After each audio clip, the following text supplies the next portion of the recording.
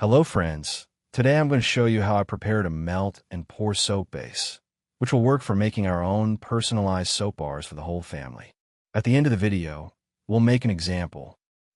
First, I'm going to measure 36 grams of propylene glycol. This product is not natural, but it is biodegradable and very skin-friendly. We need to be very exact with all the measurements. It helps the soap melt easily.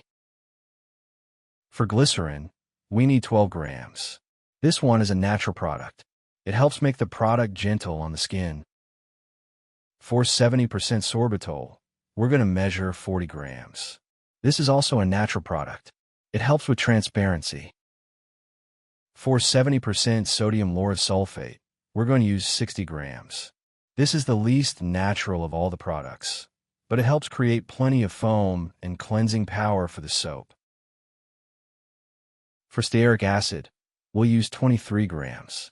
It is natural, it exists in all natural butters, and it is what gives the soap its hardness. For coconut oil, we're going to use 12 grams. It will add hardness and cleansing power, and it also contributes a little to the transparency.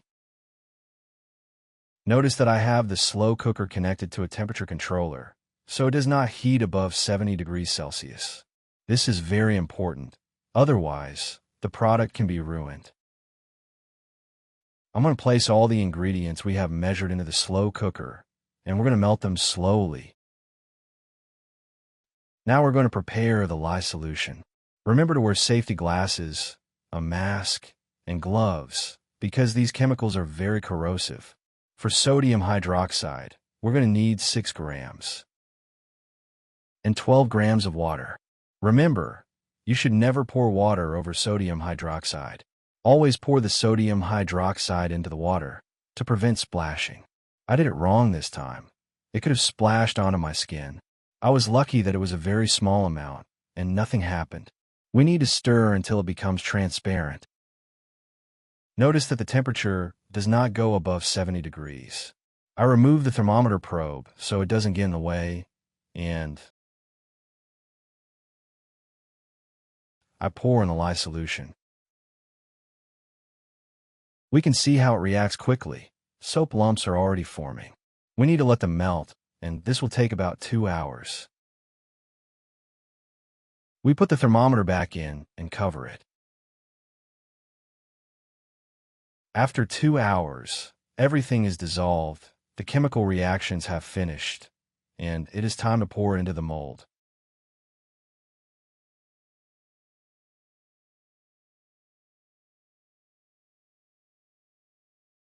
To remove the bubbles, I can spray it with ethanol like this. After 1 hour, it was already cool and solid. We unmold it and cut it into cubes with a knife. Now our base is ready. We can prepare all kinds of soaps with it. Imagination is the limit here. It turned out slightly transparent, although that detail is not what matters most to me.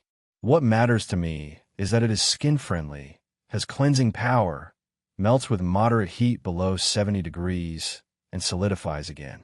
This allows us to incorporate botanicals and essential oils. How about we make an example? I'm going to make a shower soap. To make it stable and hard, I'm going to add 1 gram of titanium dioxide. To nourish the skin and leave it soft, I add 5 grams of virgin avocado oil,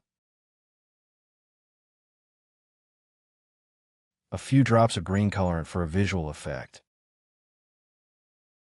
And then we complete the 100 grams with our base. I'm going to put this in the microwave for 1 minute. If it doesn't melt, 1 more minute.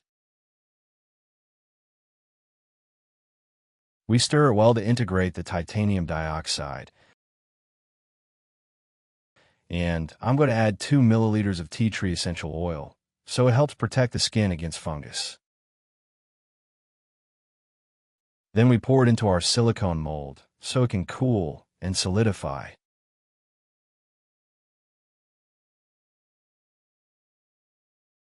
In less than an hour, the soap is ready to use right away.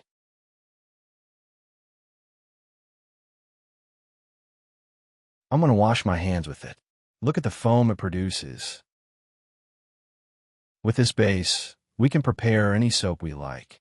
Well, that's all for today. See you soon.